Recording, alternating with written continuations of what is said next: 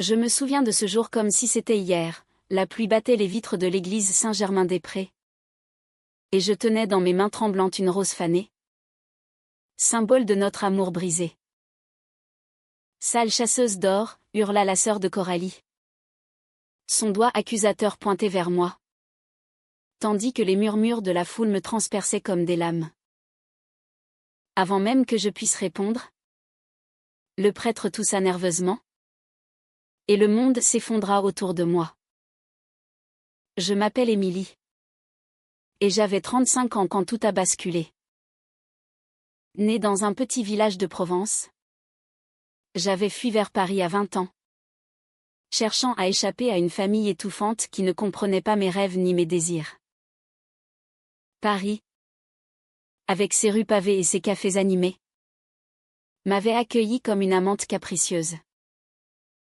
J'y travaillais comme professeur de littérature dans un lycée du Marais, enseignant Baudelaire et Rimbaud à des adolescents distraits, tout en écrivant en secret des poèmes qui parlaient de solitude et de passion interdite. C'est là que j'ai rencontré Coralie.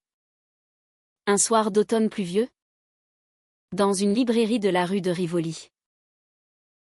Elle était penchée sur un volume ancien de Garcia Lorca, ses cheveux noirs cascadant comme une nuit espagnole sur ses épaules. Coralie avait 40 ans, mais son visage portait une jeunesse éternelle, marquée par des traits fins hérités de sa mère andalouse. Elle était venue en France enfant, fuyant la dictature franquiste avec sa famille, et avait bâti une fortune dans l'import-export de vins espagnols. Riche, élégante, elle vivait dans un appartement haussmannien du 16e arrondissement, entourée de tableaux de Picasso et de meubles anciens. Nos regards se croisèrent, et ce fut comme si le destin avait allumé une flamme dans l'obscurité. « Vous aimez Lorca ?» demandai-je, ma voix hésitante. Elle sourit, ses yeux sombres pétillants d'une intelligence vive. Plus que tout. Ces poèmes parlent de l'âme espagnole, de la passion qui dévore. Et vous ? Notre conversation s'étira jusqu'à la fermeture de la librairie, puis dans un café voisin où nous parlâmes de flamenco, de duande, cette force mystique que Lorca décrivait comme un feu intérieur, et de nos vies solitaires. Coralie était mariée autrefois à un homme d'affaires français, un mariage arrangé par sa famille pour consolider leur statut social. Mais elle l'avait quitté après 10 ans, avouant enfin son attirance pour les femmes. J'ai vécu dans le mensonge trop longtemps, Émilie, me confia-t-elle ce soir-là, sa main effleurant la mienne sous la table. Toi, tu es comme un vent frais de la Méditerranée. Je rougis, mon cœur battant la chamade. J'avais eu des amourettes fugaces, mais rien de comparable à cette connexion profonde, presque spirituelle. Les mois suivants furent un tourbillon de passion. Nous nous promenions le long de la Seine, main dans la main, ignorant les regards désapprobateurs. Coralie m'initia au flamenco dans des clubs cachés de Paris, où les guitares pleuraient et les danseuses tapaient du pied avec une fureur contenue. Sentez le duande ? Murmurait-elle à mon oreille, son corps pressé contre le mien.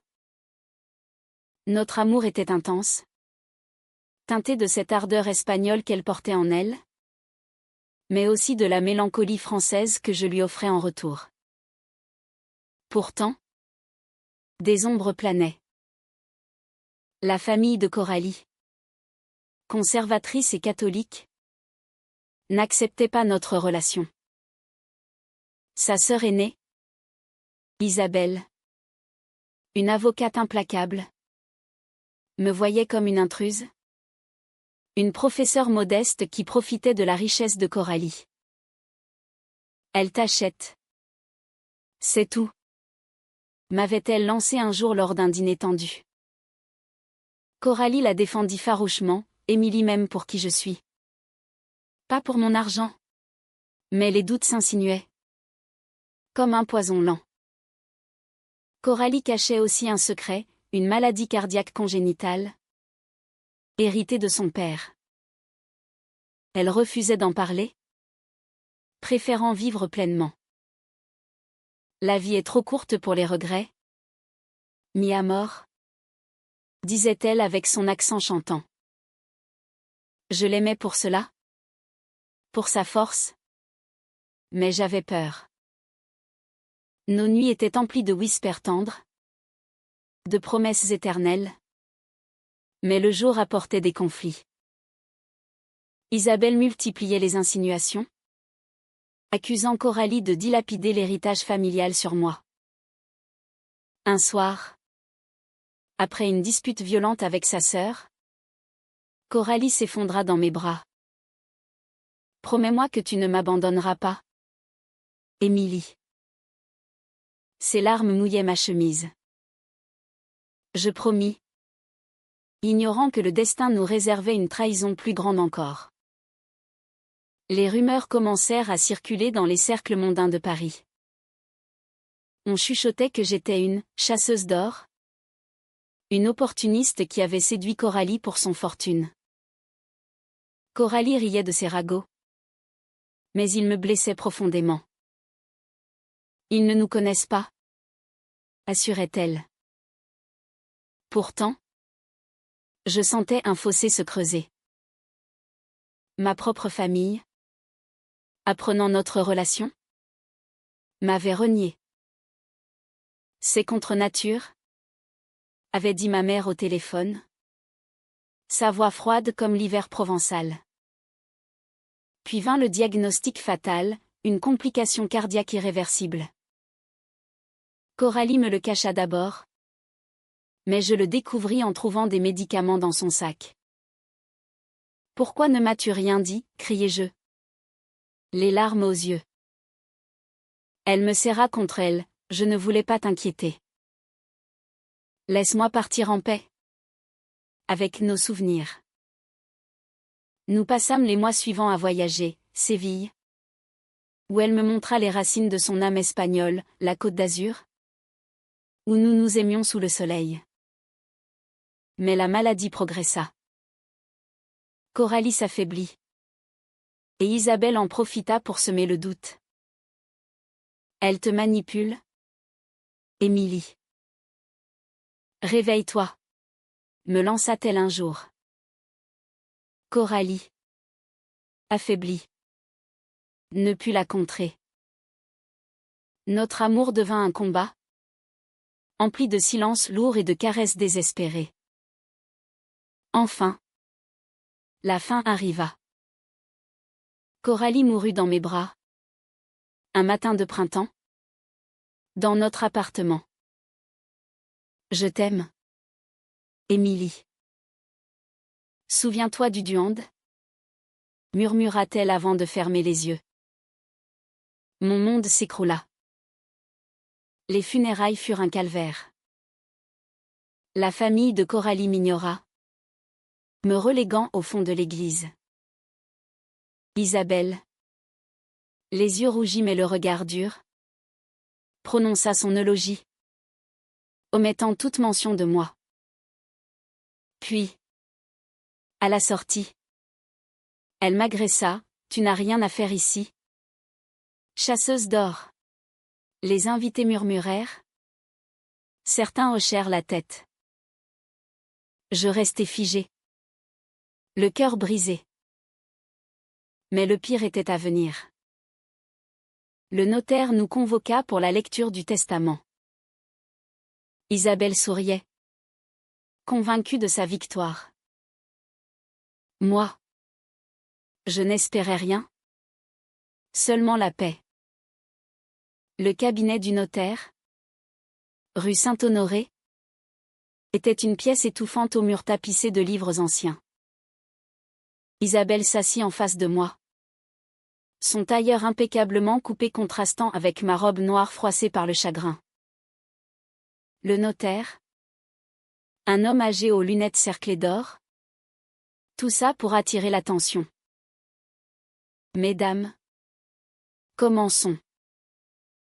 Il lut les premières lignes. Coralie léguait une partie de sa fortune à des œuvres caritatives, dont une fondation pour les droits LGBT en France et en Espagne. Isabelle hocha la tête, satisfaite. Puis vint la surprise, à ma sœur Isabelle. Je lègue la maison familiale en Andalousie, à condition qu'elle accepte mon amour pour Émilie. Isabelle blêmit. Mais ce n'était que le début. Le notaire poursuivit, à Émilie Moreau. Ma compagne bien-aimée. Je lègue l'appartement de Paris et la moitié de mes biens liquides, estimés à 2 millions d'euros. Un silence de plomb s'abattit. Isabelle bondit, c'est impossible. Elle l'a manipulé. Je restai muette, les larmes coulant silencieusement. Le notaire leva la main, il y a plus. Coralie a joint une lettre. Il la lut à voix haute, ma chère Isabelle. Tu m'as toujours vue comme une rebelle. Mais mon amour pour Émilie était pur. Elle m'a donné le duande que je cherchais. Si tu lis cela, sache que j'ai caché un secret, notre père n'était pas le riche marchand qu'on croyait. Il a fui l'Espagne non pour la politique, mais pour une dette impayée. Notre fortune vient de lui, mais teintée de mensonges. Émilie le savait et m'a aimé malgré tout. Pardonne-moi et accepte-la. Isabelle s'effondra en sanglots. Comment as-tu su? Balbutia-t-elle vers moi. Je répondis d'une voix tremblante, Coralie me l'a confié un soir, après une crise. Elle avait peur que tu la juges. La pièce se chargea d'une tension palpable, comme un orage prêt à éclater. Flashback, des mois plus tôt, Coralie m'avait révélé ce secret dans les jardins du Luxembourg. Mon père était un escroc. Émilie. Il a volé pour nous donner une vie meilleure. Ses yeux étaient emplis de honte. J'avais serré sa main, cela ne change rien. Je t'aime pour toi. Pas pour ton passé.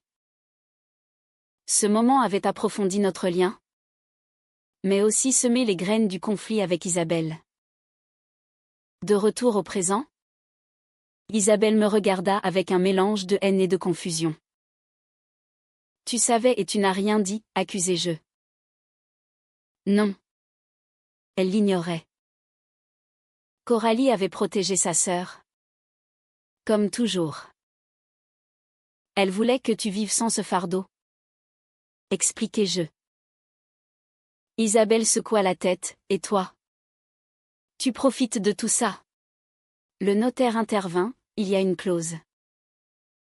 Si Isabelle conteste, tout ira à Émilie. C'était un coup de maître de Coralie, forçant sa sœur à affronter la vérité. Isabelle quitta la pièce en claquant la porte, me laissant seule avec mes pensées tourmentées. Les jours suivants furent un tourbillon d'émotions. J'emménageai pleinement dans l'appartement, entouré des souvenirs de Coralie, ses livres, ses parfums, ses robes espagnoles. Mais la solitude me rongeait. Isabelle m'appela un soir, rencontrons-nous. Nous nous retrouvâmes dans un café de Montmartre, sous un ciel étoilé. Pourquoi elle t'a choisi, demanda-t-elle. Sa voix brisée. Je répondis honnêtement, parce que je l'aimais sans condition. Ton jugement l'a blessée. Isabelle avoua, j'avais peur. Peur qu'elle dilapide tout pour une. Pour toi.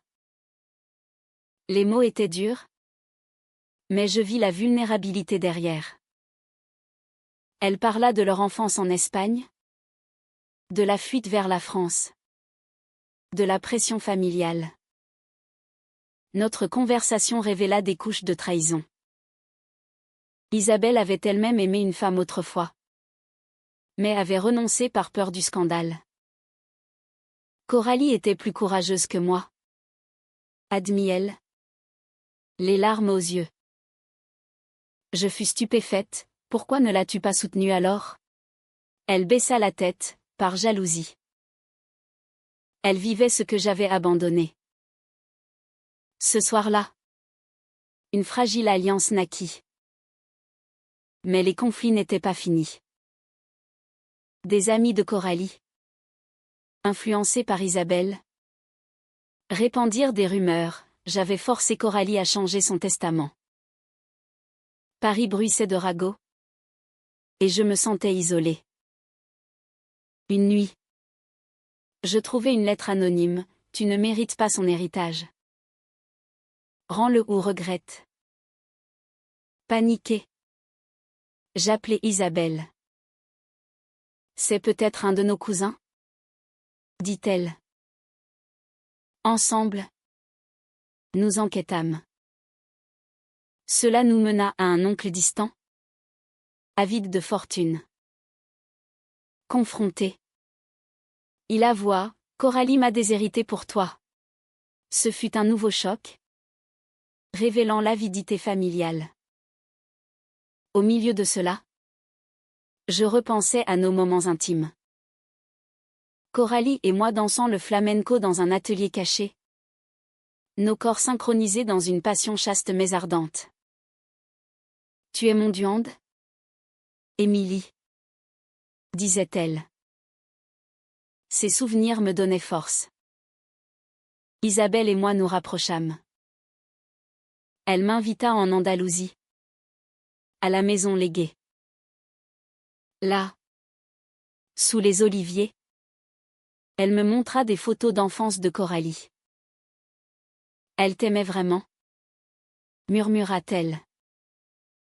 Je pleurais, libérant des mois de chagrin. Pourtant, un doute persistait, étais-je digne de cet héritage? La nuit, je me réveillais en sueur, hantée par les accusations. Isabelle, sentant ma tourmente, me confia, Coralie voulait que tu vives librement. Ne la trahis pas en doutant. De retour à Paris, une nouvelle crise surgit. L'oncle contesta le testament en justice, alléguant une influence indue. Isabelle, à ma surprise, me défendit, ma sœur était lucide. Émilie était son amour vrai. Le tribunal devint un champ de bataille émotionnel, où secrets familiaux éclataient. Pendant les audiences, je témoignai, Coralie m'a donné plus que de l'argent, elle m'a donné la force d'être moi-même. Isabelle, à son tour, révéla son propre passé, choquant la cour. J'ai renoncé à l'amour par peur. Ne laissez pas cela arriver à d'autres. Le juge, ému, valida le testament. Mais la victoire était amère. Isabelle et moi, épuisés, nous étreignîmes dehors. Merci, murmurai-je. Elle sourit faiblement, pour Coralie. Les mois suivants apportèrent une paix précaire. Avec l'héritage, je quittai mon emploi au lycée pour fonder une association aidant les femmes LGBT en difficulté, en mémoire de Coralie. J'appelais cela « Duande Liberté », mêlant son esprit espagnol à notre amour français. Isabelle y contribua, organisant des événements à Paris et Séville. Pourtant, des ombres intérieures persistaient. Je me sentais coupable, avais-je vraiment aimé Coralie pour elle? Ou l'attrait de sa vie luxueuse m'avait-il influencé? Les nuits solitaires dans l'appartement amplifiaient ces doutes. Je relisais ses lettres, « Tu es ma lumière? Émilie. Ne laisse pas les ombres t'engloutir. » Un jour, je reçus une visite inattendue, une ancienne amie de Coralie. Maria. Une danseuse de flamenco venue d'Espagne. Coralie m'a parlé de toi, dit-elle avec un accent chantant. Elle apportait un coffret, des bijoux et un journal intime. Elle voulait que tu l'aies après sa mort. Le journal révélait des profondeurs insoupçonnées. Coralie y décrivait son amour pour moi comme un feu purifiant. Mais aussi ses peurs. Isabelle me hait pour mon choix. Mais je sais qu'au fond, elle souffre de son propre renoncement. Émilie. Si je pars, aide-la à guérir. Ces mots me transpercèrent. Coralie avait orchestré tout cela, même au-delà de la mort. Je confrontai Isabelle avec le journal. Lis-le, insistai-je. Elle le fit, les larmes coulant. Elle savait pour mon passé, murmura-t-elle. Oui. Coralie avait deviné le secret d'Isabelle, un amour lesbien étouffé dans sa jeunesse. Pourquoi n'as-tu rien dit, demandai-je. Isabelle répondit, par honte. J'ai épousé un homme pour plaire à la famille. Mais mon cœur était ailleurs. Cette révélation transforma notre relation. Isabelle avoua, j'étais jalouse de ton bonheur avec elle. Nous passâmes des heures à parler, tissant un lien fraternel. Ensemble, nous voyageâmes en Espagne, visitant Grenade où Coralie avait passé son enfance. Là, dans l'Alhambra, sous les arches mauresques, Isabelle dansa un flamenco improvisé, libérant son duande refoulé. Mais un nouveau conflit surgit. Maria, l'amie, révéla un secret, elle avait été l'amour de jeunesse d'Isabelle, celle qu'elle avait abandonnée. Coralie m'a contacté pour que je vienne, avoua Maria. Isabelle fut stupéfaite, Ici, leurs retrouvailles furent explosives. Isabelle accusa, pourquoi maintenant? Maria répondit, pour guérir les blessures. Coralie le voulait. Je me sentis de trop, spectatrice d'un drame ancien. Pourtant, cela approfondit ma compréhension, l'amour de Coralie était un réseau de connexions, liant passé et présent. Je encourageai Isabelle, affronte ton cœur. Pendant ce temps, mon propre cœur saignait. Je rêvais de Coralie. Ses rires résonnant dans les rues de Paris. Une nuit, je marchais jusqu'au pont des Arts, où nous avions accroché un cadenas d'amour. Il y était encore, rouillé mais intact. Pourquoi m'as-tu laissé, murmurai-je au vent. Isabelle et Maria se réconcilièrent lentement. Elles dansèrent ensemble dans un tableau sévillan, leur corps exprimant une passion longtemps niée. Je les regardai, ému, voyant en elles un écho de mon amour perdu. De retour à Paris, une trahison finale émergea. L'oncle, battu au tribunal, envoya des lettres menaçantes. Tu paieras pour avoir volé notre héritage? Écrivait-il. Isabelle et moi alertâmes la police. L'enquête révéla qu'il avait falsifié des documents pour discréditer Coralie. Arrêté. Il avoua, je haïssais sa vie anormale. Ce scandale publicisa notre histoire. Les médias français titrèrent « L'amour lesbien qui défie une famille conservatrice ».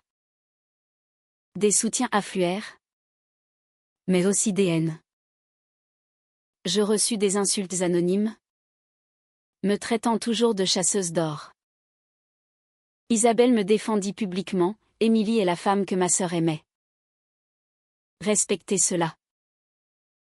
Au milieu du chaos, Je trouvais la force dans les mots de Coralie. Je écrivis un livre sur notre amour, mêlant poésie française et passion espagnole. Duande d'amour. L'intitulé Je. Il devint un succès discret, touchant des cœurs similaires. Isabelle, inspirée, quitta son cabinet d'avocat pour rejoindre notre association. Avec Maria, elles formèrent un couple, vivant ouvertement. Grâce à toi et Coralie, me dit Isabelle un jour. Pourtant, mon deuil persistait. Lors d'une soirée commémorative, je parlais, Coralie m'a appris que l'amour transcende la mort, les secrets, les trahisons. Les applaudissements me réchauffèrent, mais intérieurement, je luttais. Un soir, seul, je dansais le flamenco dans l'appartement, imaginant Coralie avec moi. Je t'aime toujours. Chuchotais je. C'était un moment de catharsis, libérant ma douleur. Les saisons passèrent, et Paris changea avec elle. L'automne apporta des feuilles dorées, rappelant les cheveux de Coralie sous le soleil andalou. Notre association grandit, aidant des femmes à travers la France et l'Espagne. J'organisais des ateliers de poésie et de danse, où le duande devenait un outil de guérison. Isabelle et Maria s'installèrent ensemble dans la maison andalouse, mais visitaient souvent Paris. Leur amour, tardif mais ardent, me rappelait que la vie offrait des secondes chances. Tu devrais trouver quelqu'un, Émilie, me suggéra Isabelle un jour. Je souris tristement, mon cœur appartient encore à Coralie. Pourtant, un nouveau personnage entra dans ma vie, Sophie. Une volontaire de l'association. Une artiste de 30 ans aux yeux bleus perçants et aux cheveux courts.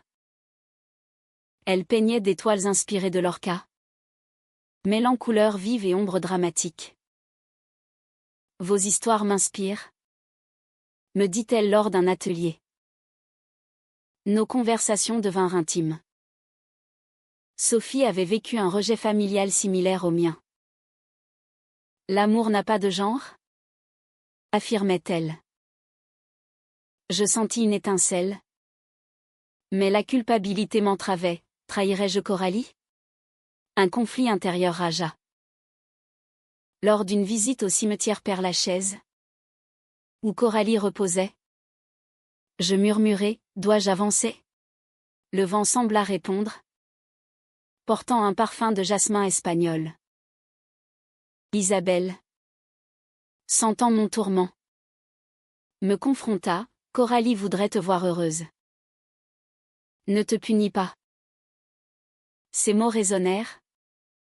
Mais une trahison inattendue surgit, Sophie révéla qu'elle connaissait l'oncle de Coralie. Il m'a approché pour t'espionner, avoua-t-elle, honteuse. Mais je n'ai pas pu. Je t'aime trop. Stupéfaite, je la repoussai, comment as-tu pu? Elle pleura, j'avais des dettes. Mais en te connaissant, j'ai changé. Ce fut un coup dur, ravivant mes doutes sur la confiance. Isabelle enquêta, l'oncle, libéré sous caution, cherchait revanche. Nous le confrontâmes en justice à nouveau. Sophie témoigna contre lui, prouvant sa rédemption. J'ai trahi au début, mais l'amour m'a sauvée, déclara-t-elle. Le procès fut tendu, empli de révélations. L'oncle accusa, ces femmes pervertissent notre famille. Le juge, progressiste, le condamna sévèrement. « 'Victoire. 'Mais à quel prix? Sophie et moi nous réconciliâmes lentement. Pardonne-moi, implora-t-elle. Je le fis, voyant en elle un écho de mes propres erreurs. Notre relation fleurit, chaste et profonde, comme avec Coralie. Pourtant, un autre chaos inattendu arriva. Lors d'un voyage en Espagne avec Isabelle et Maria, je découvris une lettre cachée dans la maison de Coralie, adressée à moi. Si tu lis cela, c'est que tu as survécu. Sache que j'ai toujours su pour Isabelle et Maria. Je les ai réunis par mon testament. Et pour toi, vis. Aime à nouveau. Le Duande ne meurt pas. Les larmes coulèrent. Coralie avait tout orchestré. Une maestra du destin. Ce révélation libéra mon âme. De retour à Paris, je proposai à Sophie de danser le flamenco. Nos corps se mouvaient en harmonie, symbolisant un nouveau début. Isabelle et Maria applaudirent, témoins de cette renaissance. Mais la vie n'était pas sans ombre. Des conservateurs attaquèrent notre association, accusant de promouvoir l'immoralité. Nous luttâmes, organisant des manifestations place de la République. Pour Coralie, criai-je, la voix forte. Au milieu du chaos, je trouvai la paix intérieure. Mon livre fut traduit en espagnol, touchant un public plus large. Des lettres d'admiratrices affluaient, votre histoire m'a donné courage. Un soir, Sophie et moi marchâmes le long de la Seine. Je t'aime, Émilie, murmura-t-elle. Je répondis, et moi? Toi. Mais Coralie reste dans mon cœur. Elle comprit, l'amour n'était pas exclusif. Isabelle m'appela, j'épouse Maria. Viens à la cérémonie. En Andalousie. Sous un ciel étoilé. Leur union fut un festival de flamenco et de joie. Je dansai avec Sophie, sentant le Duande nous envelopper. Pourtant, un dernier secret surgit, Isabelle révéla qu'elle avait un enfant caché, fruit de son mariage passé, qui acceptait maintenant sa vérité. Grâce à toi, il me pardonne. Cette famille recomposée devint la mienne. Nous célébrâmes, mêlant culture française et espagnole, dans un tourbillon d'émotions. Les années passèrent, et notre vie s'entremêla comme les rues de Paris. L'association Duande Liberté devint un pilier pour la communauté LGBT, organisant des festivals annuels mêlant littérature, danse et débat. J'y enseignais, partageant les leçons de Coralie, l'amour comme force transformative. Sophie et moi construisîmes une vie ensemble, dans l'appartement haussmannien. Nos jours étaient emplis de rires, de peintures et de poèmes. Tu es mon nouveau Duande? Lui disais-je. Elle souriait, et toi? Ma muse. Isabelle et Maria, depuis l'Andalousie, visitaient souvent. Leur mariage inspira d'autres, brisant des tabous. L'enfant d'Isabelle, maintenant adulte, rejoignit notre cercle, apportant une fraîcheur juvénile. Pourtant, des conflits persistaient. La société française, malgré les progrès, gardait des poches de conservatisme. Des attaques en ligne nous visaient, mais nous répondions par l'art, exposition, livres, danse. Un jour, Je reçus un prix littéraire pour mon livre. Dans mon discours, je dédiai, à Coralie, qui m'a appris que l'amour défie la mort, les secrets et les trahisons. À Isabelle, pour sa rédemption. À Sophie, pour l'avenir. La salle applaudit. Mais intérieurement, je sentis une clôture. Le deuil s'était transformé en gratitude. Un soir d'été, nous nous réunîmes au cimetière. Isabelle posa des fleurs. Merci, sœur. Maria dansa un flamenco solennel. Sophie serra ma main. Je murmurai, adieu, mon amour. Le soleil se coucha, peignant le ciel de pourpre espagnol. Nous partîmes, liés par un amour humain, imparfait mais résilient. La vie continua, avec ses joies et ses peines. J'écrivis un second livre, sur notre famille recomposée. Il toucha des cœurs, promouvant l'acceptation. Au final, l'héritage de Coralie n'était pas l'argent, mais les cœurs qu'elle avait unis. Malgré les conflits, les trahisons, les secrets, nous avions trouvé la paix. Un dénouement personnel, où la phénix renaissait des cendres de la passion.